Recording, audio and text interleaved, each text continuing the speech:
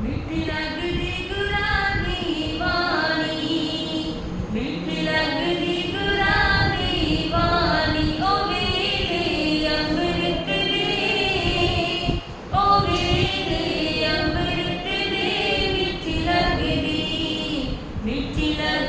गुलाबी वाली, मिठी लगदी गुलाबी वाली, ओ वेले अमृत दे, ओ वेले अमृत दे, मिठी लगदी। पुण्य जन्म जन्म दा होवे, पुण्य जन्म जन्म दा होवे, तां दर्श गुरा दा होवे, तां दर्श गुरा दा होवे, ते मुक्ति दिरा लभदी, ते मुक्ति दिरा लभदी, मिठी लगदी गुलाबी वाली, मिठी लगदी गुलाबी वाली, ओ वेले अमृत दे, ओ वेले अमृत दे, मिठी लगदी। जिन्नू ज्ञान अंदर हो जावे, जिन्नू ज्ञान अंदर हो जावे, ओनू डर ना मौत दा आवे, ओनू डर ना मौत दा आवे, ओ मिट जांदी भुख जगदी, ओ मिट जांदी भुख जगदी, मिठी लगदी गुलाबी वाली, मिठी लगदी गुलाबी वाली, ओ वेले अमृत दे, ओ वेले अमृत दे, मिठी लगदी। मुक जांदियां 84 दियां बाटां, मुक जांदियां 84 दियां बाटां, बुझ जांदियां पाप दियां लाटां, बुझ जांदियां पाप दियां लाटां, आनंद वाली गंगा वगदी, आनंद वाली गंगा वगदी, मिठी लगदी गुलाबी वाली, मिठी लगदी गुलाबी वाली, ओ वेले अमृत दे, ओ वेले अमृत दे, मिठी लगदी। सुन सुन के गुलाबी वाली, सुन सुन के गुलाबी वाली, लखा तार के जगत दे प्राणी, लखा तार के जगत दे प्राणी, ओ सच्ची मुच्ची सौरभ दी, ओ सच्ची मुच्ची सौरभ दी, मिठी लगदी गुलाबी वाली, मिठी लगदी गुलाबी वाली, ओ वेले अमृत दे, ओ वेले अमृत दे, मिठी लगदी। श्रवण संज्ञे महामंत्री पूज्य गुरुदेव श्री सौभाग्य मुनि जी महाराज साहब, योग पुरुष उपाध्याय भगवान श्री प्रवीण ऋषि जी महाराज साहब, माम जीवन निर्मात्री शबरी श्रावणी सदगुरुवर्या डॉक्टर श्री रवि रश्मि जी महाराज साहब के पावन चरण कमलों में वंदन नमस्कार करने के पश्चात उपस्थित भव्य आत्माओं, सुन रहे हैं आप परिवार के ऊपर प्रवचन श्रृंखला चली हुई आपके सामने। कैसे हम अपने घर को स्वर्ग बनाए, कैसे घर को मंदिर बनाए। घर एक मंदिर है, उसमें रहने वाले जितने भी लोग हैं वो सारे देवी देवता के समान अगर बनते हैं तब घर मंदिर बनता है।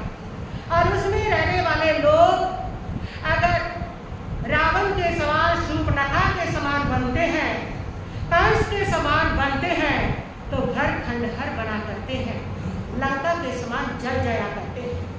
इसलिए उस घर को स्वर्ग बनाने में घर के जितने किरदार हैं उन किरदारों का रोल बहुत अच्छा होना चाहिए, तब आपका घर स्वर्ग बनता है।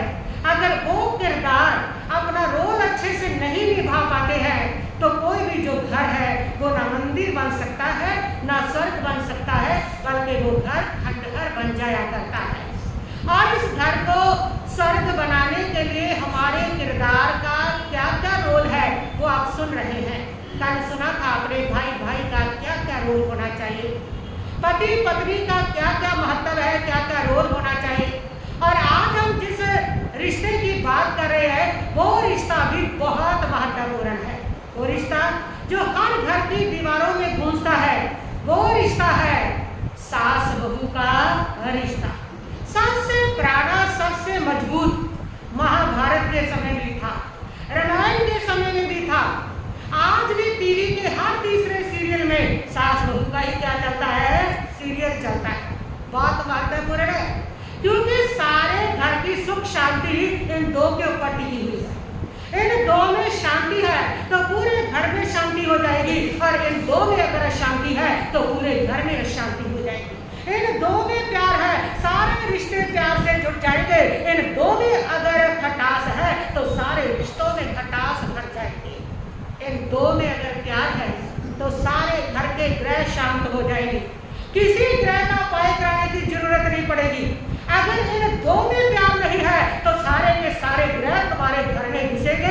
कभी शनि की शांति कराओगे, कभी मंगल की शांति कराओगे, कभी केतु की, कभी राहु की, लेकिन ये पता नहीं चलेगा कि सबसे बड़े दो ग्रह जो घर के अंदर है, जब तक उनमें शांति नहीं होगी, उनकी शांति नहीं कराएगी, तब तक किसी नौ ग्रह की शांति होने वाली नहीं है। इन दो में अगर प्रेम है तो बेटे के अगर 0 गुण भी मिले हैं तो भी 36 जैसा प्यार रहेगा। इन दो में अगर प्रेम नहीं है तो 36 गुण भी अगर किसी बेटे बहू के मिले हैं ना तो वो भी 0 बन जाएंगे, उनमें भी तलाक हो जाएगा, उनमें भी डाइवोर्स हो जाएगा। सारा महत्व घर का दारन दौर अगर किसी पार्टी का है तो इस रिश्ते पार्टी का है सास और बहू का रिश्ता। बहुत ही महत्वपूर्ण है सास बहू का रिश्ता, इसलिए इनके अंदर तालमेल का होना बहुत जरूरी है। सास बहू का जो रिश्ता है ना खून से चलता है ना ही किसी कानून से चलता है। कानून जो है इनके अपने होते हैं सास बहू के, इतने कड़े कानून हैं कि संविधान के कानून भी शर्मा जाए, इतने कड़े कानून होते हैं। बहू को क्या क्या है, सास को क्या क्या करना है, क्या क्या उसके फर्ज होने चाहिए, इनके अपने कायदे कानून है। वो कायदे कानून अगर सही है तो घर में सुख शांति है, अगर सही नहीं निकल पाते तो घर में क्या हो जाती है, अशांति भर जाती है। ये रिश्ता ना कानून से चलता है ना खून से चलता है, और ना ही ये रिश्ता जो है वो किसी प्रकार के नियम से चलता है। ये रिश्ता अगर चलता है तो ये समझ से चल रहा है। जब आपने इस रिश्ते को समझ लिया फिर ये रिश्ता बढ़िया चलता है, लेकिन उस समझ में जब संदेह पैदा हो जाता है तब इस रिश्ते में टकराहट हो जाती है। समझ और संदेह ये दो चीजें इस रिश्ते में चलती हैं। अगर तो समझ लिया कि एक बहू जो है वो बेटी ही है, अगर ये समझ लिया तो घर स्वर्ग होगा, और अगर ये समझ लिया बहू ने कि जो सास है वो माँ ही है, अगर ये समझ लिया तो घर धर्म भूमि होगा। लेकिन अगर इस समझ में ये संदेह पैदा हो गया कि बहू बेटी नहीं बहू पराई है, और अगर इस समझ में ये संदेह पैदा हो गया कि जो सास है वो माँ नहीं वो दुश्मन है मेरी, वो सास है, अगर ये संदेह पैदा हो गया तो आपका घर धर्म भूमि नहीं युद्ध भूमि बनेगा। इसलिए संदेह और समझ इसका होना जरूरी है। समझ का रिश्ता है जब समझ लिया, एक बहू को बेटी समझ लिया और एक सास को माँ समझ लिया, और जब जब ये समझ लिया घर स्वर्ग होगा, और जब जब इसमें संदेह हो गया, इस रिश्ते में संदेह हो गया, घर क्या होगा, नर्क हो गया। बहुत महत्वपूर्ण इस रिश्ते के अंदर इतने झगड़े क्यों होते हैं, ये रिश्ता इतना उलझा हुआ क्यों, इतना विवादास्पद क्यों है ये रिश्ता, कि जैसे ही आप सुनते हो सास बहू का रिश्ता तो सब समझ जाते हैं सास बहू के रिश्ते की बात का मतलब है लड़ाई झगड़े, कि जिसमें लड़ाई झगड़े कभी सुलझते ही नहीं, ऐसा रिश्ता सब समझ जाते हैं। तो ये रिश्ता ऐसा क्यों बन गया है, किस लिए इस रिश्ते का नाम ऐसा बन गया कि ये हमेशा विवादास्पद ही है, ये लड़ाई झगड़े का कारण ही है। जहाँ ये रिश्ता जो है वो सुंदरता के रूप में देखा नहीं जाता। आओ इस रिश्ते के बारे में बात करते हैं कि आखिर इस रिश्ते में इतने विवाद क्यों होते हैं, इतने झगड़े क्यों होते हैं, ये रिश्ता जो है वो घर की शांति को खंडहर में क्यों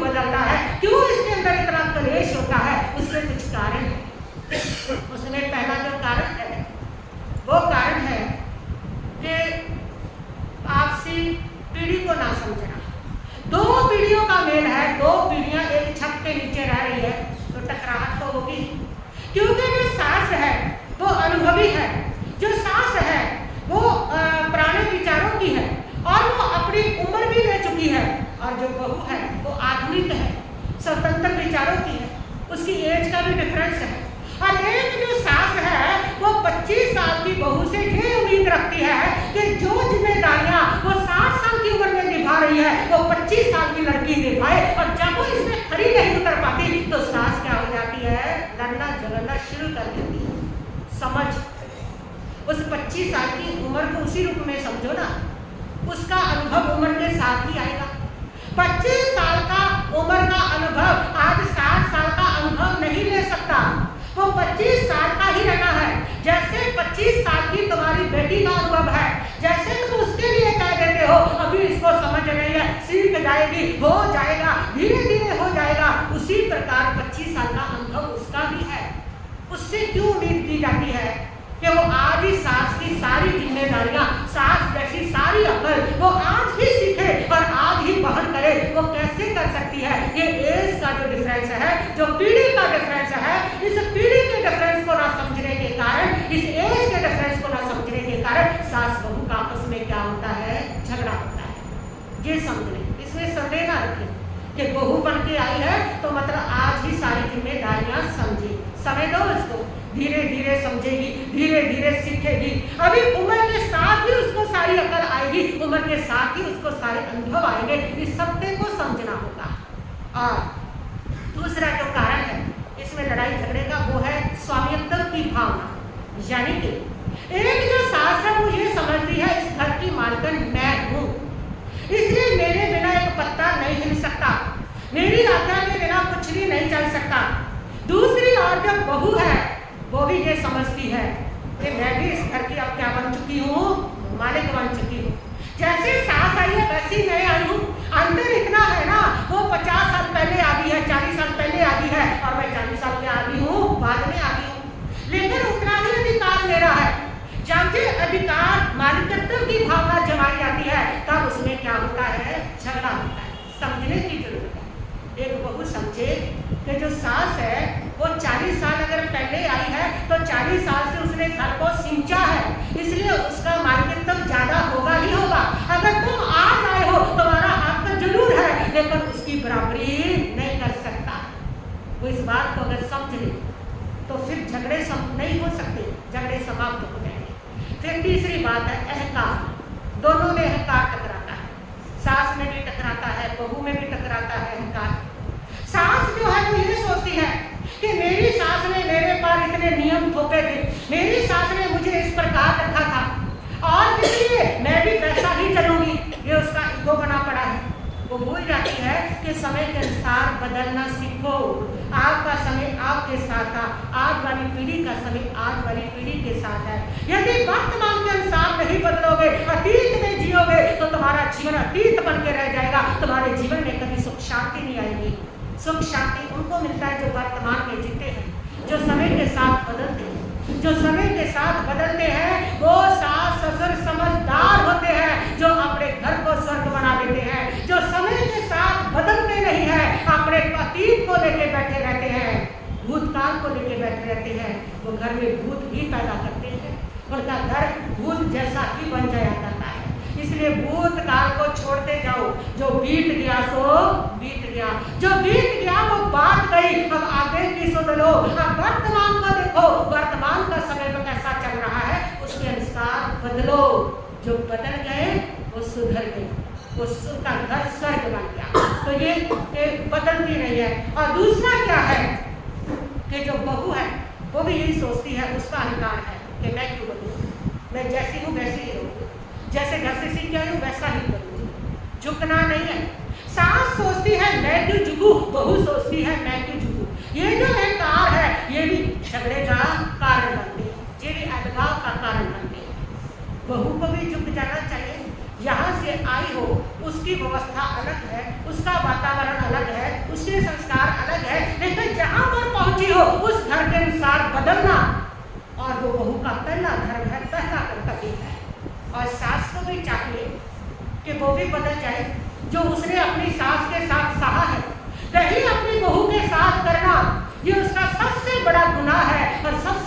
गलती है उसको भी बदलना चाहिए। ईगो के मुझे नहीं बदलना, उसका बदला लेना है। और बहू का कि मुझे नहीं बदलना, जैसे मेरे घर में चलता था वैसे रहना है, ये आपके झगड़े का कारण बनता है। बदलना सीखो, मैचिंग करना सीखो। और बहनों में तो वैसे भी मैचिंग का बहुत रिवाज है, कपड़े पहनती है तो मैचिंग के साथ पहनती है, यहाँ तक के चूड़ियाँ भी मैचिंग की, पर्स भी मैचिंग का, और लिपस्टिक भी, और तो नेल पॉलिश भी मैचिंग का। उनका बस चले तो ये सड़क भी मैचिंग की बढ़ा दे, यहाँ पर चलती। लेकिन इतनी मैचिंग पर स्वभाव में मैचिंग नहीं है। इतनी मैचिंग इसकी सीखती हो ना, इतनी मैचिंग अगर स्वभाव की सीख लो तो तुम्हारा जीवन भी स्वर्ग होगा, तुम्हारा घर भी स्वर्ग होगा। तो सबसे जरूरी है कि ये मैचिंग तो हो ना हो, लेकिन स्वभाव की मैचिंग आपकी सास के साथ मिल जाए, घर वालों के साथ मिल जाए। आई हो तुम अपने घर से अपने संस्कार सीख के, लेकिन साथ में उस मैचिंग को लाने के साथ साथ स्वभाव की मैचिंग लेकर के आओ, प्रवेश करो कि कैसा भी घर होगा उसमें वैसी मैचिंग करूंगी, और वैसी मैचिंग करके घर के साथ पूरा उसको अपना बना लूंगी। स्वभाव की मैचिंग जिस दिन आ गई उस दिन पूरा ससुराल तुम्हारी मुट्ठी में होगा। जब तक स्वभाव की मैचिंग तुम्हारे पास नहीं होगी तब तक वो ससुराल तुम्हारे लिए नर्क होगा। जरूरी है अपने स्वभाव की मैचिंग सीखिए आप। कहते हैं ना कि एक लड़की थी, वो लड़की बहुत ही ज्यादा जिद्दी और गुस्सैल थी, किसी की नहीं सुनती थी। आखिर बड़ी होगी, पिता को फिक्र तो था, शादी कर दी उसकी। शादी कर दी तो वहां पर भी उसका वही स्वभाव, सबसे लड़ना, सबसे झगड़ना, किसी की बात नहीं सुनना, किसी से स्वभाव की मैचिंग नहीं करना, अपना 10-10 बजे तक उठना, अगर कोई एक बात कहता तो 10-10 सुनाना उसको। और सारे घर वाले परेशान, ससुराल वाले परेशान, उससे सबका लड़ाई झगड़ा चलता, सबसे लड़ाई झगड़ा चलता। और एक दिन लड़ाई झगड़ा करके बाप को फोन कर दिया कि मुझे तो यहाँ से आके ले जा, मैं तो नहीं रह सकती। और बाप पहुंचा तो उन्होंने परिवार वालों से पूछा कि मैं ले जाऊँ इसको 4 दिन। उन्होंने कहा 4 दिन क्या 100 दिन ले जाओ, हमें कोई जरूरत नहीं इस जगदम्बा की। और बाप बड़ा हैरान, उन्होंने कहा कोई बात नहीं चलो, और वो चल पड़े। किसी ने उसको सी ऑफ भी नहीं दिया, किसी ने विदा भी नहीं दी, किसी ने ये भी नहीं कहा कब छोड़ के जाओगे, हमें जरूरत है ये भी नहीं कहा।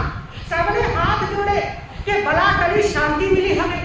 और पिता जो है वो सब समझ जाते हैं कि इसने कोई कारनामे यहाँ पर किए होंगे, तभी तो किसी के साथ स्वभाव की मैचिंग नहीं की, तभी तो कोई इसको पूछ नहीं रहा। उसने रास्ते में बेटी से पूछा कि बेटी तेरी ससुराल कैसी है? कहने लगी पिताजी पूछो मत, नर्क है, नर्क में धक्का दिया है आपने मुझे। अच्छा, और तेरा पति वो तो जमराज है, बस बना बनाया। तेरी सास डायन है, डायन। ससुर वो जमदूत है, और तेरा जेठ 1 नंबर का घमंडी नकम्मा। और तुम्हारे पड़ोसी कैसे हैं? वो अच्छे हैं, वो तेरा साथ निभाते होंगे। पड़ोसी तो चुगलखोर है, नारद मुनि है, बिल्कुल नकम्मे और बेकार है। बाप समझ गया, सारे तो बुरे नहीं हो सकते ना, कोई एक हो सकता है। अगर कोई सबको बुरा ठहरा रहा है तो बस मतलब इतना ही है कि वो स्वयं ही क्या है, किसी काम का नहीं है। और बाप ने कहा कि अब बेटी को सुधारना पड़ेगा, सारी कमियां इसी में, किसी एक की गलती हो सकती है लेकिन सारे पड़ोसी तक भी बुरे होंगे। आज बाप ने एक संत से बात शेयर की, और संत ने कहा बेटी को ला, बेटी को लेके गया, और संत ने उसको कहा कि बेटी मैं तेरे को एक मंत्र दूंगा और उस मंत्र का पालन करना। ठीक है, उसने कहा बताइए। उसने कहा एक तो ओम शांति का जप करना, और इसके साथ 6 महीने का परहेज है, किसी को भी पलट के जवाब देना ही नहीं है, और अपने सारे काम समय पर करने। उसने कहा ठीक है, वो मंत्र जपने लगी और अपना इस परहेज का पूरा पालन कर दी। ससुराल में पिता खुद छोड़ आया, और उसको देख के सब लोगों का ऊपर का सांस ऊपर, नीचे का नीचे, ये तो फिर आ गई, और फिर यहीं पर कोई महाभारत चालू करेगी, सब परेशान। और आखिर वो आई, सबको उसने नमस्कार किया, किसी ने उसको बुलाया नहीं। अगले दिन वो सुबह उठी, सबसे पहले तो अपनी सास ससुर को नमस्कार किया। वो हैरान, इसमें भी बदलाव कैसे आ गया? इसको तो 10 बजे उठाओ तो गले पड़ती थी, और आज खुद उठ करके नमस्कार कर रही है। फिर उसने सबके लिए रसोई तैयार की, खाना तैयार किया। फिर उसमें कोई गलती निकल गई तो वो आराम से सुन लेती थी, कुछ नहीं कहती थी। और एक बार वो जा रही थी, उसका पाँव जो है वो लग गया एक गिलास पर, और गिलास गिर गया पानी का। ससुर ने टोका के देख के नहीं कर सकती, उसने कहा पिताजी सॉरी, आप इसे ध्यान से चलूंगी। वो तो देखे रह रहे थे, पहले अगर गिलास इससे गिर जाता था हम टोकते थे तो उठा करके गिलास ही हमारी तरफ पटकती थी और 4-4 सुनाती थी, और आज तो सॉरी कर रही है, बड़ा बदलाव। सारे लोग भी उसके अनुसार बदलना शुरू कि जब ये शांत है, कुछ कहती नहीं, तो हम क्यों इसको कुछ कहें। और धीरे धीरे सारे घर का माहौल स्वर्ग जैसा हो गया। पिता फिर आया 6 महीने के बाद, पता करो क्या किया उसने, क्या नहीं किया। जब आया तो सबने हाथ जोड़े पिता को, सबने चाय पानी पूछा, बैठाया। पिता ने कहा लेके जाना है, उन्होंने कहा नहीं जी अभी नहीं, अभी हमें जरूरत है, हमारी गाड़ी नहीं चलेगी, घर के काम रुक जाते हैं, फिर ले जाना, अभी नहीं। पिता ने बड़ी मुश्किल से मनाया, तो उन्होंने कहा अगर लेके जा रहे हो तो जल्दी छोड़ के जाना, बताओ हमारा बेटा कब आए लेने के लिए। पिता ने देख लिया बदलाव बड़ा जबरदस्त है और नियम सही काम कर गया है। और उस पिता ने कहा कोई बात नहीं, मैं हफ्ते के बाद इसको छोड़ जाऊंगा। और पिता हफ्ते के बाद उसको जब लेके चले तो सबने उसको आंखों से आंसू भर के विदाई दी। सबने कहा जल्दी जल्दी आना। पिता बड़ा खुश है। अब पिता ने पूछा कि बेटी तेरी ससुराल कैसी है। कहने लगी पिता की मंत्र काम करके स्वर्ग है, स्वर्ग अब तो। और फिर पूछा पति बिल्कुल देवता है, परमेश्वर है वो, और सास ससुर बिल्कुल देवता, और सास बिल्कुल देवी है वो भी। ननद कैसी है, बहुत ही अच्छी, बहन जैसी, जेठ कैसा है, भाई जैसा, और पड़ोसी बहुत ईमानदार, बहुत समझदार। और उसने कहा अब तो मेरा घर स्वर्ग बन गया। पिता ने कहा कि बेटी मंत्र ने काम नहीं किया, तेरे स्वभाव ने काम किया। ये जो तुमने सबके साथ अपने स्वभाव को मिलाया, मिठास से जवाब देना, पलट के जवाब नहीं देना, सबके अनुसार काम करना, उस स्वभाव की मैचिंग जब तुमने सबके साथ कर ली तो तेरा घर स्वर्ग बन गया। और जब तक तुमने अपना स्वभाव नहीं बदला था तब तक घर क्या था, नर्क था। स्वभाव बदलने से आपका घर स्वर्ग बन सकता है। तो क्यों उस घर को नर्क बनाते हो, क्यों उसको स्वर्ग नहीं बना पाते। तो इसलिए झगड़े का एक कारण ये भी है कि आप जो अपने आप में बदलाव नहीं लाती, सास अपने नियमों में बदलाव नहीं लाती और बहू अपने नियमों में बदलाव नहीं करती है, उसके कारण भी घर में झगड़े होते हैं। सास की सुबह कैसे होती है, कैसे होती है सास की सुबह? सास की सुबह होती है सुबह ही 5 बजे बहू के ऊपर नजर रखना कि अभी तक उठी नहीं, 5 मिनट लेट होगी, ये उसकी सुबह होती है।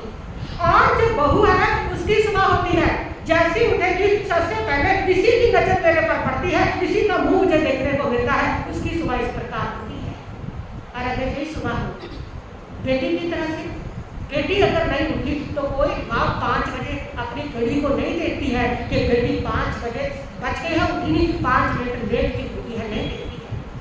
और इधर एक बेटी को सुबह सुबह माँ का चेहरा देखने को मिले तो वो नई माथे में बट डालती है कि सुबह सुबह मेरे को उसका चेहरा क्या हो गया है, दिख गया है, वो खुश हो जाती है मेरे सामने मेरी माँ। और यही समझ की कमी है, यही समझ की कमी है। अगर वो बेटी की तरह समझे सास, जरूरी नहीं 5 बजने में लेट होती है, 5 मिनट लेट, 10 मिनट लेट, इतनी लेट क्यों? बेटी के लिए जैसे नहीं कर सकते वैसे बेटी के रूप में स्वीकार करो, उसको समझने का टाइम दो, उसकी गलतियां ही ना निकालो बल्कि उसकी गलतियों को सुधरने का समय दो उसको। और इधर जो बहू है वो भी चेहरा देख के प्रसन्न हो जाए ना कि हाँ माँ का चेहरा देखने को मिला है, भगवान का चेहरा देखने को मिल गया है। बस समझना ही है ना। जब समझना नहीं तो रिश्ते उलझते हैं, जब समझ लिया जाता है तो रिश्ते क्या हो जाते हैं, सुलझ जाया जाते हैं। सारी समझ की बात करती है, नजरिए की बात। नजरिया बदल लिया तो सारे नजारे बदलते, नजरिया नहीं बदला तो सारा घर बर्बाद होता है। नजरिया क्यों है कि एक बहू को पराया ही समझा जाता है, नजरिया है उसको बेटी नहीं समझा। नजरिया है कि एक सास को दुश्मन ही समझा जाता है, उसको माँ भी देखा जाता। ये क्या है, नजरिया। एक माँ थी, उसने अपने बेटे को बहुत ही मुश्किल से पढ़ा लिखा करके बाहर भेजा पढ़ने के लिए, और बेटा बाहर पढ़ते पढ़ते वहाँ की मॉडर्न लड़की से शादी करके घर में आया। उस गांव में रहने वाली माँ को वो आधुनिक बेटी पसंद नहीं है, वो नए कपड़े पहनने अपनी मर्जी से जीना उसको बिल्कुल पसंद नहीं है। वो हर बात पे उसकी निंदा करती है, अपनी सहेलियों पर कि ऐसी मॉडर्न आ गई है, हमने क्या करना है, देख तो सही, ना इसको मेरे तरह से साड़ी पहननी आती है, ना इसको घर चूल्हा जलाना आता है, ना इसको वैसी बात करनी आती है, ना इसको हमारे रीति रिवाज आते हैं, कुछ भी तो नहीं आता। रोज उसकी निंदा करती थी, रोज उसकी निंदा करती थी, और बहू उस निंदा को सुन सुन करके दुखी होती थी, वे शिकायत भी करती थी पति से। लेकिन पति कहता था कोई बात नहीं, सब ठीक होगा।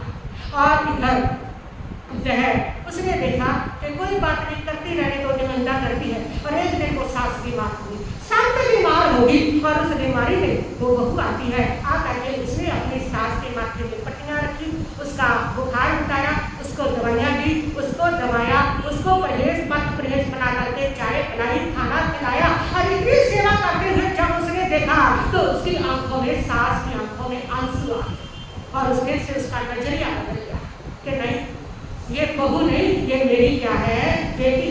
मेरी बेटी ने शायद मेरी इतनी देखभाल ना करती जितनी इसने की है। और जैसे उसका नजरिया बदल गया, अब वो उसकी प्रशंसा करती है। और अब उसको ना उसका आधुनिक पहनावा दिखता है, ना उसके मॉडर्न विचार दिखते हैं, ना उसको उसकी स्वतंत्रता दिखती है, ना उसको जीन और टॉप दिखता है।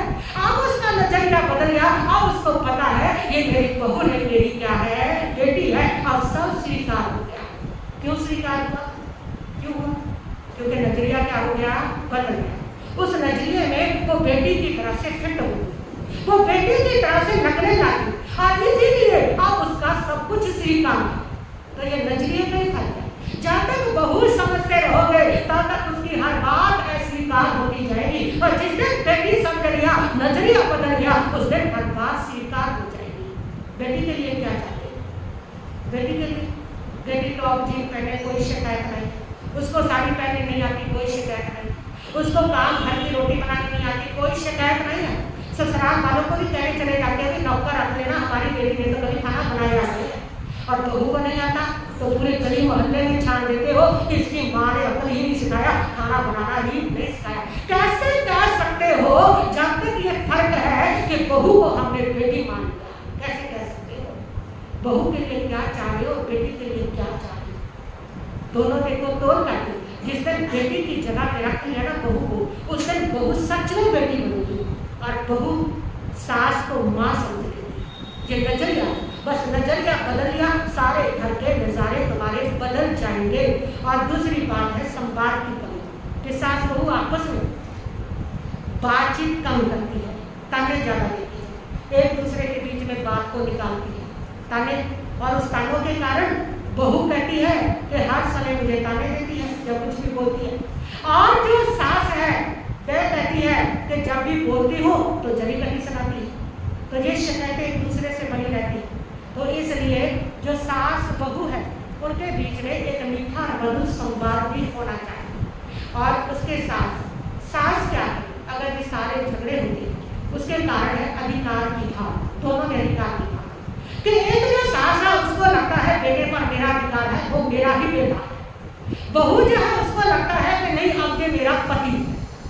एक तरह से माँ खींचती है, एक तरह से बहू खींचती है, कुर्सी की तरह हो जाता है। जैसे कुर्सी को दो जने खींच रहे हैं, इधर से भी इधर से भी, और उसके लिए झगड़ा होगा।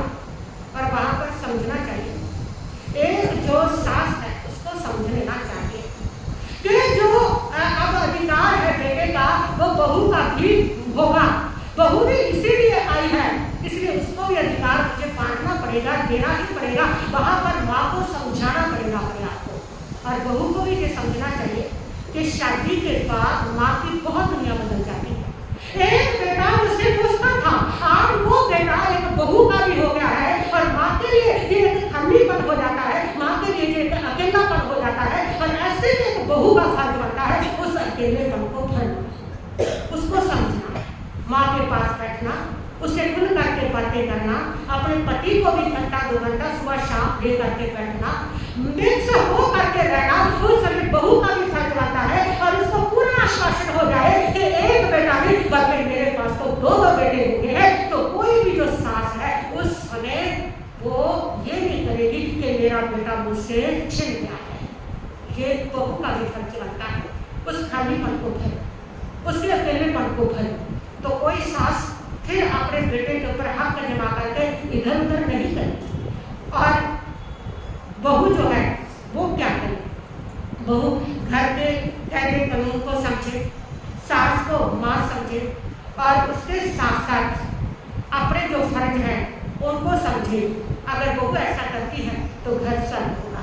और एक माँ जो है वो भी जो है वह अपनी गलती अगर जहाँ पर है तो उसको साहस करे, कहने में कि यहाँ से मुझे गलती हुई है, उसको मानने में। जैसे आप अपने बच्चों के सामने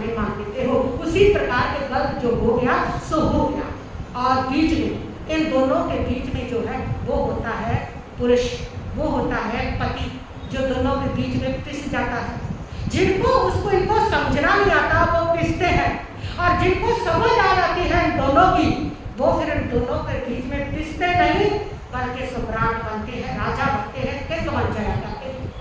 जो पुरुष इन दोनों के बीच में सेतु का काम करता है वह घर की सुख शांति को बरकरार कर लिया करता है। एक जो पति है उसको दोनों के बीच में सेतु बनना होगा, एक पुल बनना होगा जो दोनों को मिलाने का काम करता है। यदि वो एक तरफ झुक जाता है, एक तरफ पल्ला झाड़ लेता है तो पुल टूटेगा ही टूटेगा। यदि वो बीच में दीवार खड़ी करता है तो वो पुल बटेगा ही बटेगा, लेकिन वो पुल ऐसा बनता है जो दोनों को मिलाए, दोनों को मिलाए। ऐसा काम उस पति का, उस लड़के का होना चाहिए। उसमें होता क्या है, उसमें एक जो सास है वो अपनी ओर से बहू की गलतियां बताएगी तो उसको माँ के चश्मे से अपनी पत्नी को नहीं देखना, और एक जो पत्नी है वो उसकी माँ की गलतियां बताएगी तो उसको बहू की बातों से अपनी माँ का मूल्यांकन नहीं करना। इस डिस्टेंस को वो बना के तब रिश्ता सुंदर होगा। दोनों में किसी एक की बात में आ गए तो घर में समाप्त होना ही होना। और फिर उसके साथ साथ जो लड़का है वो जज बने, जज नहीं बने, दोस्त बने, जज नहीं। यानी कि बहू ने क्या किया है, माँ ने क्या किया है, जज बन करके फैसला ना सुनाए बल्कि वो दोनों का ऐसा सच्चा दोस्त बने कि अगर दोनों के बीच में झगड़ा हुआ है ना, जैसे आपके 3 दोस्त हो, 2 के बीच में झगड़ा हो जाता है तो तीसरा दोस्त क्या करता है, तीसरा क्या करता है, उन दोनों को मिलाता है, दोनों के बीच में सुना कराता है। अरे अरे हाथ मिलाओ, बातचीत शुरू करो, ये क्या है, मिलो मिलो अपने एक है, इस प्रकार वो मिलाता है। इसी प्रकार सास बहू में झगड़ा हुआ है तो जज बनने की कोशिश ना करें कि इसकी गलती थी, उसकी गलती थी, जज बन के जाएंगे। वो सब ऐसे सच्चे दोस्त बने कि उन दोनों के बीच में सब बात शुरू कराए, उन दोनों के हाथ मिलाए, उन दोनों के बीच में बात शुरू कराए, तभी आप अपने घर की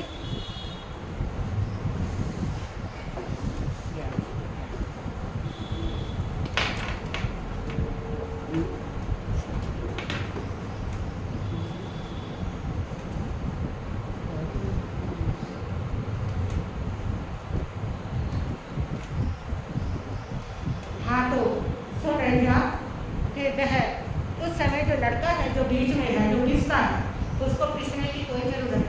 बस सिर्फ जज ना बने तो दोस्त बन के दोनों के बीच में सुलह कराए, दोनों के बीच में, और फिर संयम रखे, प्रतिक्रिया रखे। क्योंकि बहू ने भी कहना है तेरी माँ ने ऐसा किया है, वैसा किया, ये किया, वो शिकायत लगाई। सास ने भी कहना है तेरी घरवाली ऐसा करती है, वैसा करती है, ये करती है, वो करती है। तो उस समय करना क्या, आप क्या करती है, प्रतिक्रिया। सास ने शिकायत लगा दी तो दीदी को जाके गालियां दी, दीदी ने लगा दी तो माँ से झगड़ दी, ये करके प्रतिक्रिया नहीं करती है। प्रतिक्रिया उस समय संयम रखना है अपनी भावनाओं पर, उसकी सुननी है, उसकी भी सुननी है, लेकिन प्रतिक्रिया रक्षण नहीं करना, कोई रक्षण नहीं करना। दोनों को समझाना है, हाँ समझ लिया है, कोई बात नहीं, बात होगी, बात कर ली जाएगी, और संयम रख करके अपने भावनाओं के ऊपर उस समय दोस्त बन करके उन दोनों की क्या करवा दे, सुलह करवा दे। 2 दोस्त जब लड़ते हैं तब जज बनते हैं कि एक दोस्त में 3 दोस्त थे, दोनों का झगड़ा हो गया, अब आपकी शिकायत दोनों दोस्त करेंगे तो वहाँ जज नहीं बनते हो ना कि इसने तेरी शिकायत लगाई है, तू ऐसा है, उसने लगाई है तो तेरे को गालियां दी नहीं। उस समय दोनों की सुन करके सुलह कराते हो, मिलाओ, फिर से हाथ, फिर से सुलह करो, फिर से बातचीत शुरू करो। बस यही उस घर में करना है। दोनों की सुन के प्रतिक्रिया में नो रक्षण, दोनों की सुन के हाथ मनवाने हैं, बातचीत शुरू करानी है, सुलह करवा लेनी है, संयम रखना है अपने ऊपर, तब आपका घर स्वर्ग होगा। ये तो है उस पति का रोल जिसने सेतु बनना है दोनों के बीच में, सास बहू का रिश्ता, ताकि सुंदरता से चल सके, अच्छे से चल सके। और बहुओं को भी चाहिए कि वह अपनी सास की जो सेवा है वो तन मन से करें, क्योंकि सास की सेवा करना ये भी एक धर्म है, ये भी एक पुण्य का काम है। जो आप जब आपके गांव में शादियाँ आती है ना, आप कितनी सेवा करते हो कि शादियाँ आई हैं, सेवा करो, क्यों करते हो, क्योंकि आप उसको धर्म समझते हो, पुण्य समझते हो। इसी प्रकार एक जो बुढ़ी सास है उसकी सेवा भी पुण्य ही है, उसकी सेवा भी धर्म ही है।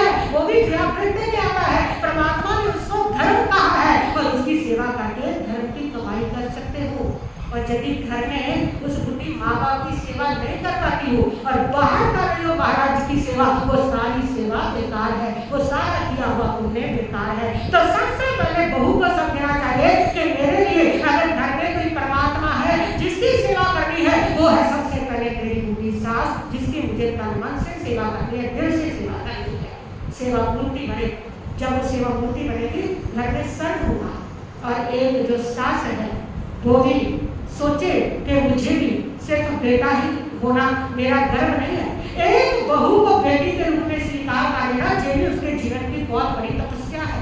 उस तप को करें अपने जीवन में कि बहू को बेटी के रूप में स्वीकार कर ले, बस उनके जीवन की ये तपस्या होगी। ये बहुत बड़ा तप उसने अपने जीवन में कर दिया कि अपने घर के अंदर सुख शांति के बीज उसने बो दिए और सुख शांति के फूल खिला दिए हैं। दोनों सास बहू जो है एक दूसरे की पूरक है, दोनों के बिना ही घर अधूरा है। अगर सास नहीं है तो आने वाली लड़की के ऊपर सारा बोझ हो जाता है। कहने को तो कह देती है लड़कियां, ज्यादा सास चंगी हो नहीं तो फोटो टंगी हो, तो कह तो देती है, लेकिन सच्चाई तो ये है कि उसकी अगर फोटो टंगी हुई है तो भी दुखी है कि सारा बोझ मेरे ऊपर आ गया है, सारी जिम्मेदारी आती है। और जो बहू है वो भी उस घर की पूरक है। अगर बहू नहीं है घर में तो सास का बड़ा पानी उठ जाता है, वो भी दुखी हो जाती है। दोनों एक दूसरे के पूरक है, दोनों से रिश्ता पूरा होता है, दोनों से जीवन पूरा होता है, दोनों से घर पूरा होता है। फिर क्यों एक दूसरे के प्रति झगड़े हैं, शिकवे हैं, गिले हैं? एक दूसरे को अपना आधा हिस्सा समझे, पूरक समझे। सास वाली है जो सींचती है बहू के पौधे को, और बहू वो फूल है जो महक करके घर को स्वर्ग बनाती है। सास जो होती है वो चंद्रमा होती है, बहू जो होती है वो बुध ग्रह होती है। सास से जब जब आपका झगड़ा होगा, सास से जब जब आप मनमुटाव होगा, तब तब जो बहू है उसका चंद्रमा खराब होगा। चंद्रमा खराब होने से डिप्रेशन होगा, तनाव होगा, बेचैनी होगी, घबराहट होगी, स्वर्ग में रह करके भी शांति नहीं मिलेगी, ये उसका फल होगा। और जब जब एक सास बहू को दुखी करेगी, बहू को तकलीफ देगी, उससे नफरत करेगी, तो उसका बुद्ध खराब होगा। बुद्ध बुद्धि से निकट होता है, बेटी से निकट होता है। बुद्ध खराब होने से उसकी बेटी परेशान रहेगी ससुराल में, बुद्ध खराब होने से बुद्धि बिगड़ेगी और सनातन तंत्र उसका वीक होना शुरू हो जाएगा। ये बुद्धि जो है वो ज्यादा से भूलने लगी है, सनातन तंत्र वीक होगा। ये तब होता है जब बुद्ध बिगड़ता है, और जब बहू से संबंध बिगड़ते हैं तो बुद्ध बिगड़ता है।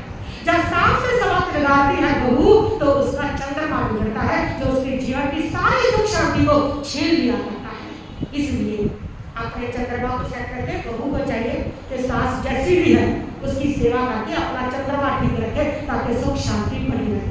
और एक सास को भी चाहिए बहू जैसी भी है उसके साथ अच्छा बिहेवियर अपनी ओर से रख करके अपने बुद्ध को सेट करके, ताकि उसकी बेटी भी सुखी रहे और उसके साथ साथ उसका समाज तंत्र, उसकी बुद्धि भी क्या रहे, ठीक रहे। उसके लिए अपना अपना किरदार अपने लिए दिखाना है। किसी के लिए सुख नहीं देना आपको कि आप बहू को सुख दे रही हो, तो बहू के लिए सुख नहीं है, आप अपने लिए सुख है कि आपका बुद्ध सही होगा।